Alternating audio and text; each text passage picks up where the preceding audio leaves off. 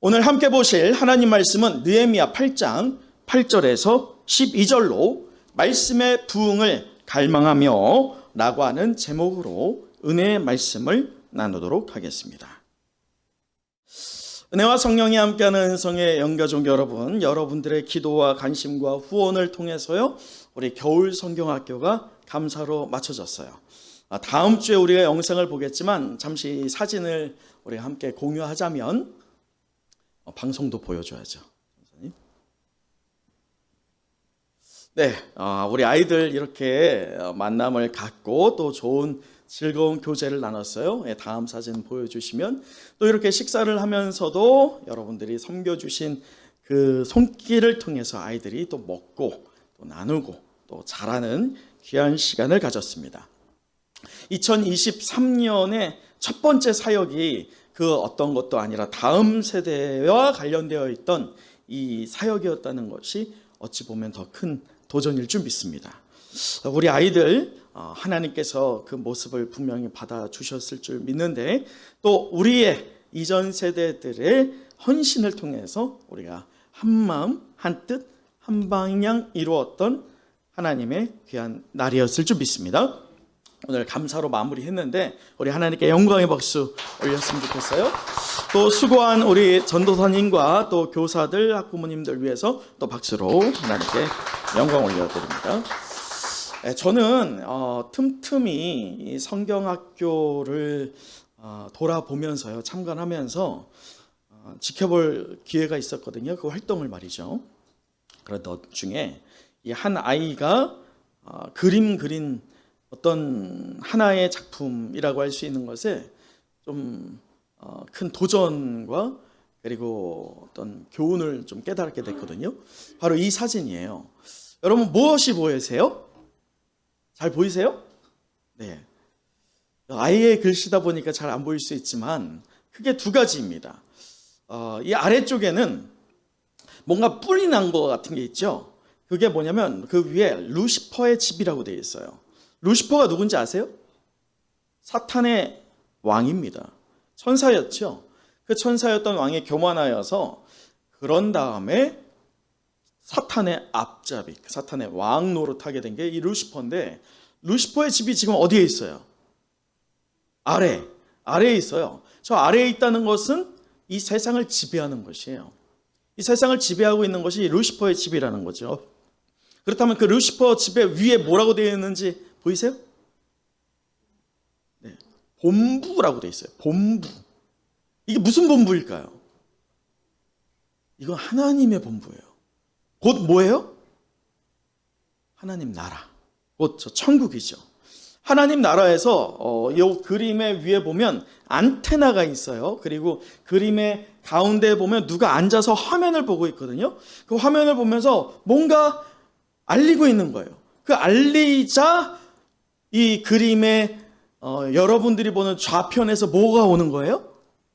비행기하고 전투기하고 탱크가 옵니다. 이 비행기하고 탱크는 뭡니까? 누가 보낸 거예요? 하나님이 보내는 거예요. 누구를 향해서? 루시퍼, 곧 세상을 지배하고 있는 사탄의 권세를 향해서 보내는 건데, 제가 도전받고 감동된 거는 이 탱크의 포신이에요.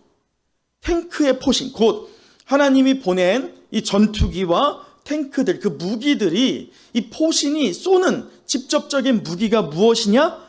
혹시 보이나 모르겠어요? 네, 예배 폭탄. 여러분 보세요. 어린아이도 사탄을 이길 수 있는 무기가 우리의 혈과 육과 우리의 열심과 우리의 배경과 우리가 갖고 있는 어떤 다른 요소도 아니고 무엇이다? 예배이다. 어린아이도 알아요. 저는 이 그림을 보고 뭔가 한 대 맞은 것 같았어요. 그렇지. 어린아이도 아는데 어른 되는 우리는 어떻게 된 걸까? 선생님 뒤에 화면, 우리 방송 예배 드리는 분들 좀 배려해 주세요. 여러분 어떠세요? 여러분의 예배는 어떠십니까? 여러분, 사탄을 어떻게 이기시겠어요? 이 교회 예배 드리고 밖에 나가서 한 발 내딛는 순간부터 사단은 기다렸다는 듯이 우리를 공격할 것인데, 그 사탄의 권세를 여러분은 어떤 힘으로 이기시겠어요? 그냥 대충 드린 그 예배로 여러분 이길 수 있겠어요? 일부분으로 드린 예배로 여러분 이길 수 있겠어요? 준비되지 않은 그런 예배 형식으로 이길 수 있겠어요? 예배 폭탄이어야 됩니다. 여러분, 왜 우리가 주일 예배 한 번으로 만족되지 못합니까? 왜 수요 예배가 드려져야 되고, 왜 금요 성령 집회가 예배 드려져야 되며, 더 나아가서 왜 우리가 새벽 예배를 통해서 말씀으로 깨어져야 됩니까? 우리는 죄인이기 때문이에요. 사탄은 우는 사자처럼 저와 여러분을 삼킬 듯이 달려듭니다. 조그만 허점만을 보아도 우리를 공격해 옵니다. 그 사탄을 이길 수 있는 것은 무엇밖에 없어요? 예배밖에 없어요. 그래서 지겹을 수 있어요. 왜 또 드리지? 라고 하는 반응이 나올 수 있어요. 그럼에도 그 한 번 드리는 예배가 내가 오늘 마지막으로, 내 생애 마지막으로 드려지는 예배이구나 라고 예배 드리지 않으면 사탄을 절대로 이길 수 없을 줄 믿습니다. 그것이 진정한 하나님이 받으시는 참된 예배일 줄 믿습니다. 어린아이도 아는 이 진리가 오늘 느헤미야 가운데에서도 선포되고 있습니다. 여러분 기억하시죠? 분명한 것은 이 성경을 보면 여러 부흥의 현장들이 나타납니다.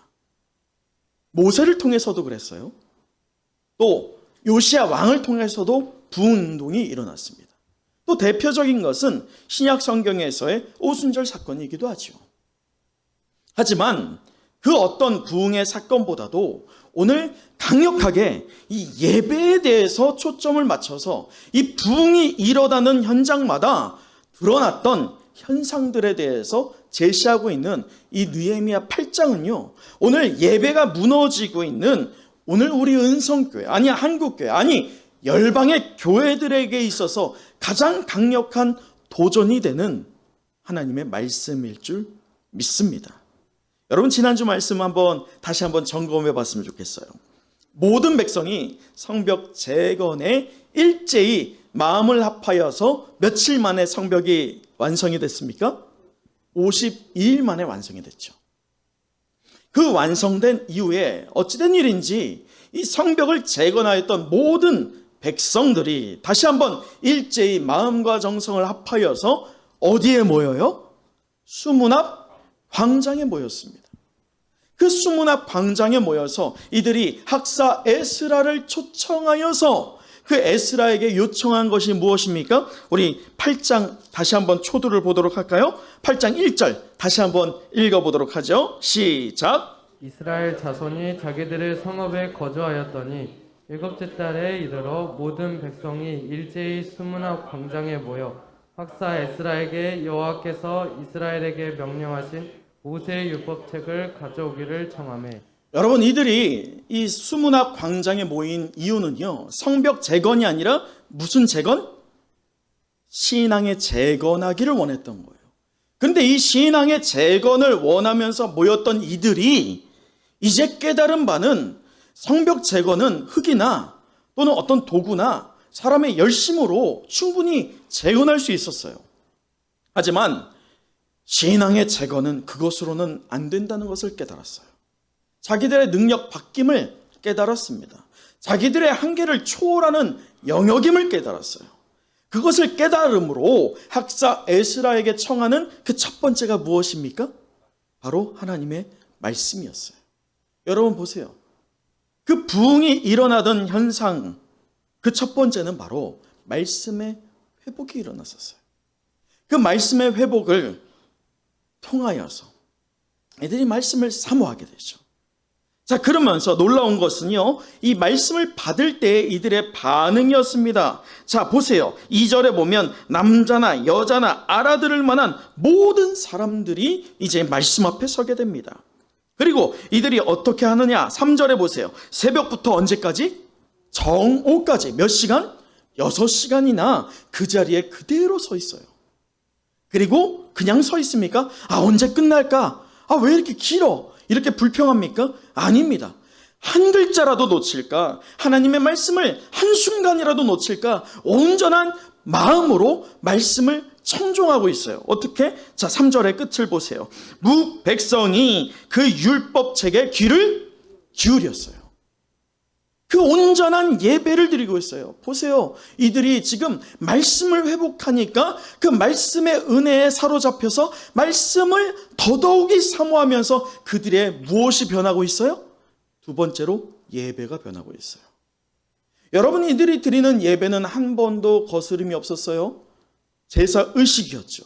그들이 이때까지 생각했던 것은 제사 의식이었습니다. 형식에 갇혀져 있는 거예요. 그 형식 간에 조목조목 항목만 만족시키면 그것은 예배였습니다.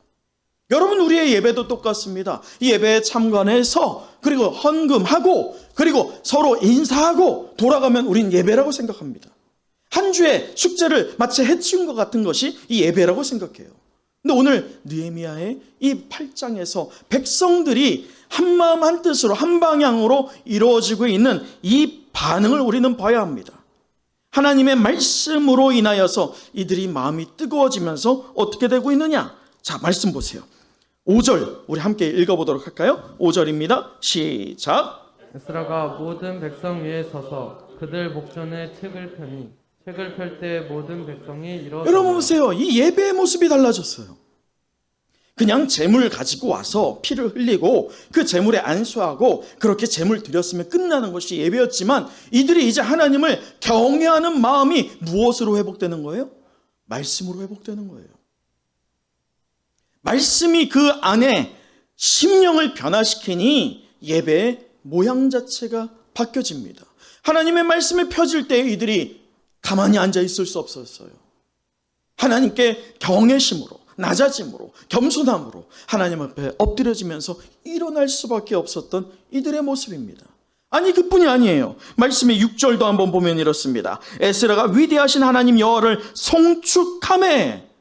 말씀을 읽던 이 에스라도 말씀을 낭독하면서 그 마음에 감동이 임했어요. 그러면서 말씀을 낭독하는 그 에스라가 하나님을 먼저 송축하게 됩니다. 그러자 어떤 문제가 일어납니까? 자, 모든 백성이 손을 들고 어떻게 반응해요? 아멘, 아멘, 아멘, 아멘. 여러분, 이것은 그냥 하라고 하니까 하는 그러한 아멘이 아니었어요. 이들의 내면에 간절히 하나님께서 요구하시는 영적인 반응에서의 아멘, 아멘이었습니다. 그만이 아니었어요. 말씀을 보세요. 그렇게 응답하고 몸을 굽혀 얼굴을 땅에 대고 하나님을 어떻게 합니까? 경배합니다. 이것이 진정한 예배였어요. 여러분 보세요. 부흥이 일어날 때 말씀의 회복이 일어나자 자연적으로 그 말씀에 반응하여서 그들의 심령이 하나님 앞에 나아갈 때 무엇이 회복돼요? 예배가 회복되었어요. 여러분, 우리가 느헤미야를 보면서 우리가 무너진 예배를 재건하자고 할 때 예배 그 이전에 무엇도 앞설 수 없어요. 예배가 무너지는 것이라고 한다면 그것은 중단해야 됩니다. 온전한 것이 아니에요. 여러분, 왜 하나님께서요, 이 예수 그리스도를 통해서 여러 기적을 일으킬 때 두 여인이 등장합니다. 그 여인이 누구입니까? 마리아와 마르다예요. 누가 칭찬받습니까? 마리아입니다. 여러분, 마찬가지예요. 우리 먹는 거 중요합니다. 예배 끝나고 뭘 먹지? 너무 중요해요. 하지만 더 중요한 것은 무엇이 충족되어야 됩니까? 우리의 영이 충족되어야 돼요. 영은 굶어가고 있고 냉랭하게 식어져 가고 있고 그렇게 메말라 가고 있는데 육을 취해봐야 우리는요, 예배를 회복할 수 없어요. 온전한 것은 예배가 회복되는 것이 먼저일 줄 믿습니다. 여러분 보세요. 말씀이 회복되고 예배가 회복되니 오늘 말씀을 보면 놀라운 역사가 연쇄적으로 일어나고 있어요. 자, 오늘 본문의 8절 우리 한번 또 읽어보도록 하겠습니다. 자, 8절입니다. 시작. 하나님의 율법책을 낭독하고 그 뜻을 해석하여 백성에게 그 낭독하는 것을 다 깨닫게 하니. 여러분, 오늘 말씀을 보면 이 예배를 회복하고 말씀을 회복한 자들, 여기에서 끝나지 않았어요. 이들에게 오늘 8절에 특이한 점이 나옵니다. 9절로 넘어가도 될 것 같거든요. 근데 8절이 중간에 딱 하고 가로막아요. 아니야, 그것으로 하면 만족되면 안 돼. 여기에 분명한 그 중심이 있어야 된단다 라고 오늘 우리에게 깨달음을 주고 있는 듯합니다. 자, 보세요. 8절, 하나님의 율법책을 낭독하였다 라고 끝나지 않습니다. 무엇했다고 합니까? 그 뜻을 해석했어요. 여러분, 우리가 성경 통독을 하지만 성경 통독할 때에 그냥 그렇구나, 그렇게 일독을 하는 것도 너무 귀하죠. 아나였던 분이 일독하는 것 너무 귀합니다. 그러나 우리가 더욱더 갈망하여야 할 것은 하나님의 말씀을 어떻게 하는 거예요? 깨닫는 것이에요. 의미도 모른 채 하나님의 뜻도 살피지 않은 채 그렇게 마치 숙제를 하듯이 한 장 한 장 읽는 것도 안 읽는 것보다 낫죠. 그러나 그 뜻을 우리가 알아야 돼요. 여러분은 하나님의 뜻을 우리가 어떻게 알겠어요? 여러분, 이 8절의 이 말씀은 바로 신앙의 훈련이 있었다는 거예요. 이들에게 말씀을 깨닫게 하는 그 훈련의 과정이 있었다는 것입니다. 우리 성도도요, 똑같아요. 때로는 이제 다른 교회 가보면 성경을 한 해에 10독 이상 하는 분들이 꼭 있습니다. 1독 한 번도 참 쉽지 않은데 10독을 한다는 것은요, 여러분, 하루에 최소한 성경을 몇 시간 봐야 되는지 아세요? 한 해에 10독을 보려면 대충 찍어보세요. 하루에 몇 시간 봐야 될까요, 성경을? 한 4시간 봐야 돼요, 하루에. 그렇지 않으면 10독 못합니다. 그 얘기는 성경을 어떻게 하고 있다는 거예요, 하루 종일. 하루 종일 4시간 연달아 쭉 격파하는 그런 분들도 있겠지만 그렇지 않죠. 때마다 보는 거죠, 때마다. 그걸 합산했을 때 4시간 정도가 되는 거죠. 근데 꼭 제가 보면 그 10독 이상한 분들이 꼭 입술에서 나오는 게 어떤 자랑일까요? 나 10독 했어. 당신 몇 독 했어? 1독 했어? 그게 어떻게 성도야? 뭐예요? 말씀에 대한 사모함이에요? 자기 자랑이에요. 여러분, 한 절을 읽더라도 10독, 여러분 1독도 안 해도 돼요. 한 해 1독도 못 해도 돼요. 한 절이라도, 단 한 절이라도 무엇을 알아야 돼요? 하나님의 말씀의 뜻을 알아야 돼요. 하나님이 이 말씀을 두고 내게 계획한 하나님의 계획을 우리가 깨닫지 못하면요, 성경은 의미 없는 책이 됩니다. 세상 사람들이 말하는 것처럼 아무런 능력도 없는 글자밖에 되지 않아요. 그러나 이 말씀이 살아있어 우리의 혈과 육과 골수를 쪼개기까지 할 줄 믿습니다. 그 말씀이 되기 위해선 한 자라도, 한 글자라도 하나님의 계획을 우리가 깨달아갈 때 분명히 이 말씀은 살아 역사여서 우리의 삶을 이끌어가는 권능의 하나님의 책이 될 줄 믿습니다. 그것이 바로 하나님의 말씀입니다. 여러분, 이렇게 신앙의 훈련이요, 오늘 우리 은성교회에 필요합니다. 아니, 우리 한국교회에 필요합니다. 여러분, 왜 한국교회가 무너졌어요? 이 말씀의 훈련이 싫은 거예요. 어렵고 귀찮고 무엇보다도 내 시간을 어떻게 해야 됩니까? 투자해야 되거든요. 이 바쁜 시대에 뭘 저렇게까지 하느냐? 예배만 드리면 되지. 여러분, 예배 온전하게 드려졌어요? 그래서 그 예배 때문에 한국 교회의 예배가 지금 건강한 상태에 있습니까? 아니에요. 한국 교회의 상황은요, 이제부터 시작이에요. 이제부터. 제가 군 생활에서요, 이 달리기를 많이 했는데 자대에 배치되자마자 달리기를 하는데 아침에 깨워가지고요, 아침에 몇 킬로 뛰는 줄 아세요? 5킬로를 뛰어요. 5킬로.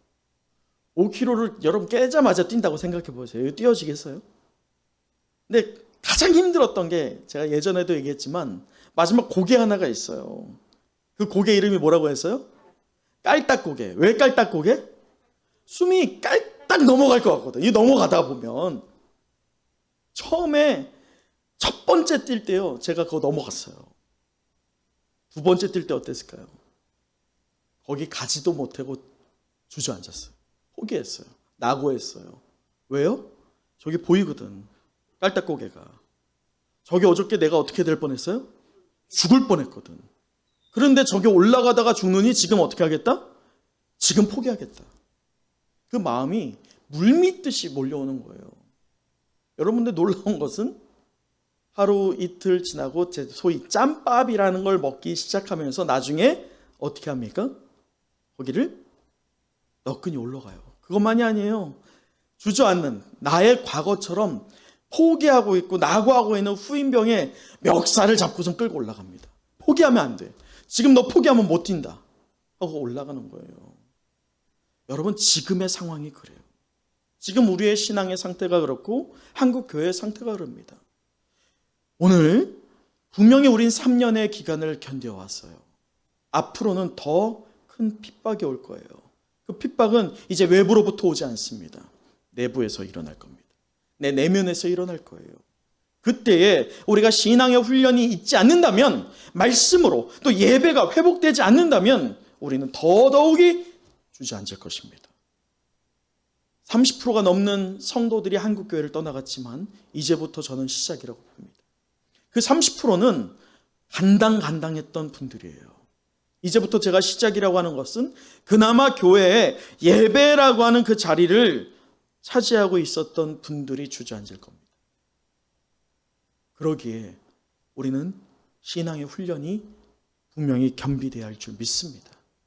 그래야만 앞으로 올 수 있는 그 위기를 우리는 이겨낼 수 있다는 것이죠.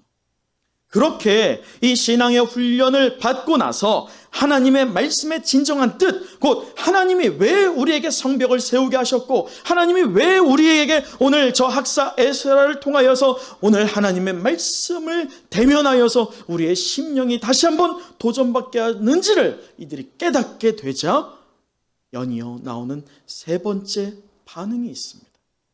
자, 그것이 바로 9절이에요. 우리 9절을 읽어보도록 하겠습니다. 시작. 백성이 율법의 말씀을 듣고 다 오는지라. 총독 느헤미야와 할렐루야. 여러분, 지금 백성이 그 말씀을 듣는 건 아니에요. 8절을 빼면 그냥 낭독한 거 듣고 울었다라고 생각할 수 있어요. 8절이 그래서 중요한 거예요. 이 8절을 딱 껴놓아 보면 이들이 말씀을 듣고 깨달았어요. 하나님이 왜 우리에게 말씀을 깨닫게 하시는지에 대한 분명한 이유를 알게 된 거예요. 그러므로 이들이 무엇을 이제 바라봅니까? 예배가, 말씀이 회복되고 예배가 회복되며 말씀의 깊이를 더욱더 아는 신앙의 훈련을 받자마자 이들이 무엇을 보게 되는지 아세요? 바로 자기의 죄입니다. 여러분, 교회에서 가장 싫은 말이 뭐입니까? 죄예요, 죄. 어떤 분들은 이렇습니다. 목사님, 좀 축복의 말씀 좀 해주세요. 축복의 말씀 좋죠. 그 기복적인 말씀. 그러나 오늘 이 시대는요, 기복의 말씀을 하나님께서 우리에게 증거하라고 하지 않습니다. 왜냐? 오늘 느헤미야의 때도 보세요. 하나님께서 이제 됐다. 너희들 이제 말씀도 회복했고 이제 너희가 예배도 회복했으니 다 끝났다. 이렇게 끝나지 않았어요. 하나님은 그들의 죄를 깨닫게 하면서의 눈물을 흘리게 하십니다. 이 눈물이 무슨 눈물입니까? 회개의 눈물이에요. 여러분, 오늘 이 시대에 우리 은성의 모든 영가족들이 회복해야 할 눈물이 있다면 감성에 젖어서 옆에 사람이 우니까 또는 분위기가 그렇게 몰아가니까 눈물 찔끔 흘리고 눈물 흘렸으니 뭔가 시원하구나, 이런 눈물이 하나님이 요구하는 눈물이 아닙니다. 이 말씀을 통하여서 내가 지나온 세월 가운데 나의 식상하였던 이 예배의 모습들, 냉랭하게 굳어졌던 나의 영적인 나의 상황들을 바라보면서 내 죄가 크구나, 이것을 깨달음에서 나오는 회개의 눈물이 우리에게 회복되어야 할 줄 믿습니다. 여러분 기억하시죠? 우리 사도행전을 보면서 하나님의 이 부흥의 역사가, 말씀의 역사가 어떻게 이루어가는지를 본 바가 있습니다.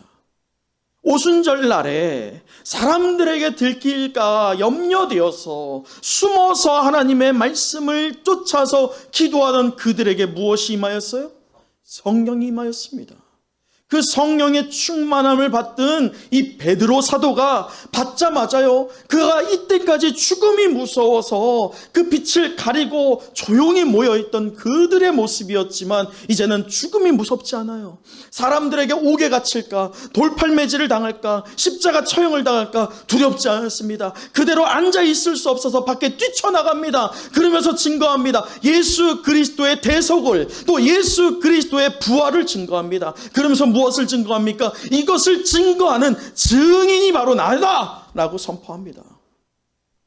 이 선포된 소리를 들은 자들이 어떻게 반응합니까? 우리가 어찌할꼬? 라고 반응해요. 여러분, 말씀을 받을 때 그 말씀이 우리 성도들에게 충만하여질 때면 우리의 가족 구성원들, 그들의 마음이 강팍합니까? 여러분, 저 세상 사람들 그들의 생각이 고립되어 있습니까? 아니요. 그들이 문제일까요? 아니에요. 누가 문제예요? 내가 문제예요. 내가 성령 충만하지 않아서, 내가 말씀이 부재해서 내가 드리고 있는 예배가 참된 예배가 아니기 때문입니다. 베드로가 그렇게 이 겁에 질려서 마가의 다락방에서 불안감에 휩싸여 있었던 모습을 뒤로하고 담대하게 그 밖에 광장으로 나와서 소리쳤어요. 우리가 어찌할꼬 라고 하는 그들을 향하여서 베드로는 이렇게 외칩니다. 너희가 회개하여 예수 그리스도의 이름으로 세례를 받아 무엇을 받으라? 죄 사함을 받으라. 할렐루야. 여러분 죄 사함을 받은 존재이십니다. 그런데 왜 우리에게는 예수 그리스도가 없는 것 같습니까? 왜 그 이미지만 우리에게 남아 있습니까?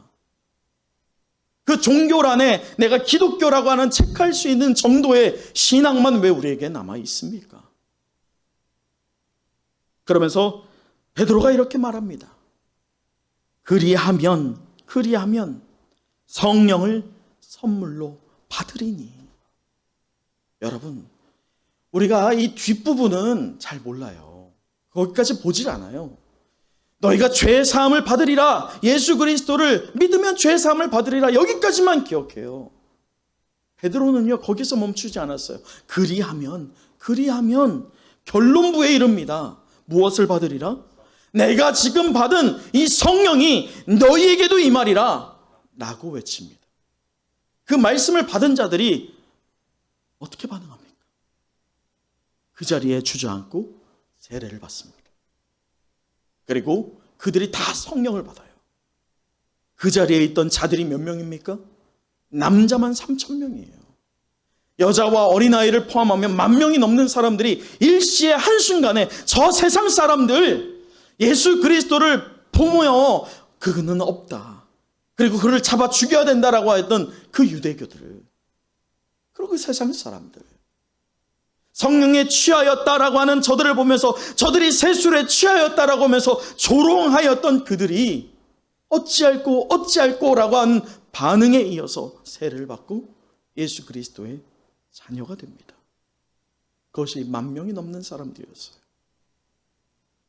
하나님께서 오늘 저와 여러분에게 동일한 기회를 주고 계십니다. 오늘 우리에게 2023년 한 해를 성경 통독의 해로 정하여서 말씀이 회복되기를 원하고 계시는 분이 바로 이 자리에 우리를 주관하고 계시는 하나님 되실 줄 믿습니다. 이 느헤미야서를 통해서 우리의 무너진 예배를 다시 한번 재건하자고 우리가 몸부림치고 있을 때 이 마음을 주시는 이도 하나님 되실 줄 믿습니다. 그러나 이것으로는 부족합니다. 말씀과 예배가 회복되어 갈수록 영적 게으름에 타협하게 됩니다. 그것을 우리는 몸부림쳐서요, 하나님을 두려워하는 겸손한 마음이 회복되어야 됩니다. 눈물이 회복되어야 됩니다. 그 눈물은 바로 회개의 눈물입니다. 여러분, 예배를 드릴 때마다 이 말씀의 거울에 여러분을 비춰보셔야 됩니다. 내가 온전한 예배를 드리고 있느냐? 내가 하나님의 자녀다운 삶을 살고 있느냐? 나의 입술로 저 세상의 말을 하고 있느냐? 아니면 하나님의 말씀을 증거하고 있느냐? 그것을 바라보면서 내가 죄인입니다. 어찌할꼬라고 하며 반응하는 우리 모든 은성의 영가족들 때 그 회개의 눈물을 통해서 우리의 신앙이 메말아가는 것이 아니라 이제 성령의 단비로 마른 뼈에게 생기를 불어넣어 주신 하나님의 역사가 우리의 신앙에 더욱더 불을 지펴주시고 힘을 더하여 주실 것을 믿습니다. 말씀을 마치겠습니다. 오늘 말씀은요, 말씀의 부흥을 갈망하라, 또 갈망하며 라고 하는 제목으로 우리가 은혜의 말씀을 나눴는데, 우리 마지막으로 10절을 읽어보도록 하겠습니다. 10절입니다. 시작. 느헤미야가 또 그들에게 이르기를 너희는 가서 살찐 것을 먹고 단 것을 마시되 준비하지 못한 자에게는 나누어 주라. 이날은 우리 주의 성일이니 근심하지 말라. 여호와로 인하여 기뻐하는 것이 너희의 힘이니라 하고. 여러분, 지난 3년의 상황으로 이 신앙의 밑둥까지 흔들리다 못해 이제는 뿌리가 아예 뽑혀버린 것 같은 우리 성도에게 절실히 필요한 것은 눈물입니다. 말씀이 회복된 성도, 예배가 회복된 교회는 자기 죄와 나태함을 반응하여서 슬퍼하며 근심하는 것이 당연합니다. 그러나 중요한 것은 이보다도 더욱더 우리가 사모해야 되는 것이 있다는 거예요. 연쇄 반응으로 말이죠. 여러분 기억하세요? 부흥의 현상들의 연쇄 반응. 첫 번째 무엇이 회복됩니까? 말씀이 회복되었어요. 두 번째는요, 예배가 회복되었습니다. 세 번째는요, 눈물이 회복되었어요. 하나님께서는요, 이 눈물을 흘리는 자, 하나님의 말씀과 예배가 회복되어서 나의 죄가 얼마나 큰지, 내 죄를 나의 능력으로는 덜어낼 수 없고 예수 그리스도의 보혈의 능력밖에 없고 하나님의 은혜밖에 없음을 깨달은 자들이 자기의 죄의 회개함으로 흘리는 이 눈물을 흘리게 될 때에 하나님은요, 그 눈물을 흘린 자들에게 반드시 눈물 흘리는 것에서 멈추지 않고 그 다음 단계로 이어가십니다. 그것은 바로 기쁨입니다. 회개의 눈물로 나아가고 있는 이 모든 백성을 향하여서요, 오늘 어찌 보면 찬물을 끼얹고 있어요. 분위기가 확 식어지거든요. 자, 보세요.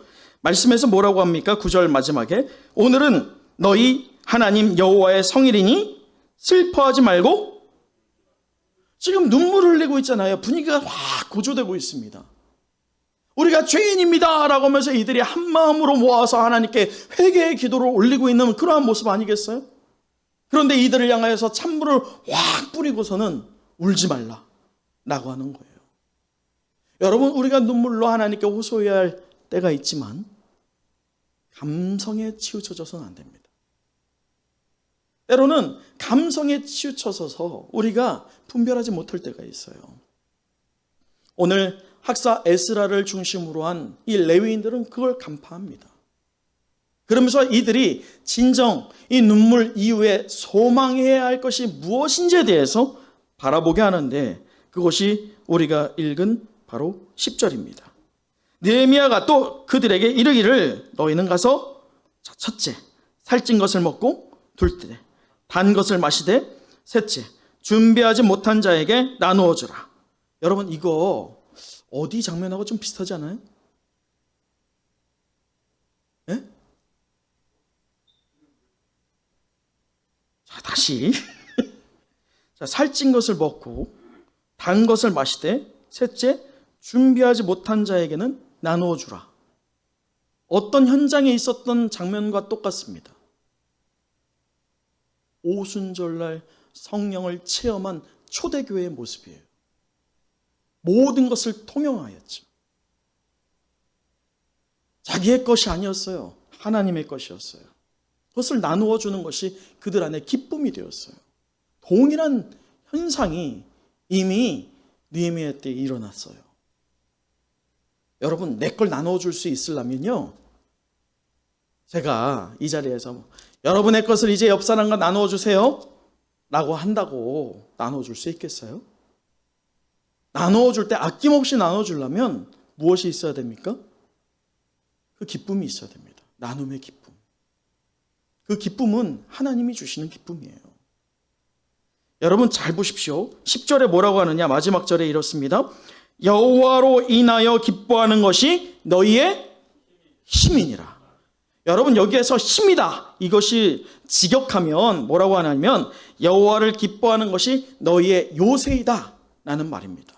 다시 한번 이것을 다시 해석하면 여호와를 기뻐하면 하나님께서 너희를 안전하게 지켜주실 거다 라고 하는 뜻이에요. 이 말이 얼마나 우리에게 위로가 됩니까? 이 위로를 허락하신 하나님 만나는 자리가 오늘 저와 여러분, 우리 은성의 모든 영가족들이 참되게 예배하는 바로 이 예배의 자리일 줄 믿습니다. 예배 드리는 우리를, 아니 예배 드리는 우리 일상으로 돌아가는 저와 여러분에게 하나님께서 요새가 되어 주시어서 우리가 세상의 중심에서 복음을 외칠 때에 하나님은 우리를 안전하게 지켜주실 것을 믿습니다. 그 네 번째가 바로 이러한 기쁨입니다. 주 안에서 항상 기뻐하라. 내가 다시 말하노니 기뻐하라. 여러분 사도 바울의 인생을 보면 얼마나 고단했어요. 고난밖에 있지 않았습니다. 그런데 이 빌립보 교회에게 기뻐하라 라고 말할 수 있었던 사도 바울은 무엇으로 충만했어요? 기쁨으로 충만했어요. 하나님이 내 삶을 이루어 가시고 나의 부족함을 채워주시며 나를 통해서 하나님 나라가 확장되어 가는 그 영광의 면류관을 내게 주어 주셨다는 그 기쁨이 바울에게 가득히 부어졌다는 것이죠. 여러분, 하나님을 기뻐하라. 이것을 우리에게 적용해 보면 첫째는 하나님 사랑입니다. 여러분, 하나님 사랑의 가장 좋은 표현, 우리가 할 수 있는 가장 지극한 표현이 무엇이에요? 그게 바로 예배입니다. 우리 앞에 다음 세대 아이가 그렸던 그림 기억하시죠? 사탄의 그 지배에 놓인 이 세상을 대적할 수 있는 힘이 있다면 어떤 무기입니까? 예배 폭탄이에요. 그 온전한 예배로 내 삶의 한순간, 일주일에 1시간이 아니라 내 삶의 전 인격적인 것을 통해서 하나님과 동행하고 하나님의 인치심을 누리고 하나님의 영광 때문에 사로잡히는 온전한 예배로 하나님을 사랑하고 하나님을 기쁘시게 하는 은혜와 성령이 함께하는 은성의 모든 영가족 되길 간절히 축원합니다. 그 두 번째는 바로 이웃사랑이에요. 하나님은 우리에게 10계명을 주셨어요. 10가지 계명 중에서요, 딱 5대5로 쪼개지면 좋을 것 같은데요, 하나님은요 욕심도 없으세요. 하나님과 인간 사이에 관계된 것은 딱 4가지만 정합니다. 그리고 오히려 하나를 더 우리 인간 세상에 부어주셔서 인간 사이에 지켜야 할 계명을 6개를 허락하여 주십니다. 6개 여러 가지 항목들이 있지만 그것을 우리 주님은 딱 일목요연하게 한 문장으로 말하죠. 그것이 무엇입니까? 이웃사랑이에요. 형제사랑입니다. 여러분, 형제를 사랑할 때에요, 그 기쁨이 없으면 사랑할 수 없어요. 그 형제사랑이 여러분 배우자에게, 여러분 가족에게도 분명히 임해야 되지만 우리 교회 안에서, 우리 사랑과 진리의 공동체 되는 우리 은성교회 안에 그 가장 작은 공동체 무엇이에요? 구역 안에서 실현하는 모든 구역 되기를 간절히 소망합니다. 여러분, 이 기쁨이 충만할 때는요, 형제 사랑만이 아니라 무엇까지 사랑할 수 있는 마음을 주십니까? 원수를 사랑하는 마음까지 주실 줄 믿습니다. 더불어 영원 구원이라고 하는 그 사명과 또한 주의 제자가 되는 그 2가지의 양 날개로 우리가 목적을 갖고 우리 한 걸음 한 걸음 내딛기를 소망하는 오늘 우리 은성의 모든 영가족일 줄 믿습니다. 영원 구원과 또한 주의 제자가 되는 것도요, 마찬가지 그 원동력은 하나님이 한량없이 부어주시는 기쁨이어야 할 줄 믿습니다. 그러한 기쁨을 통해서 하나님 안에서 온전한 참되게 예배하는 은혜와 성령이 함께하는 은성의 모든 영가족 되길 축원합니다. 기도하겠습니다.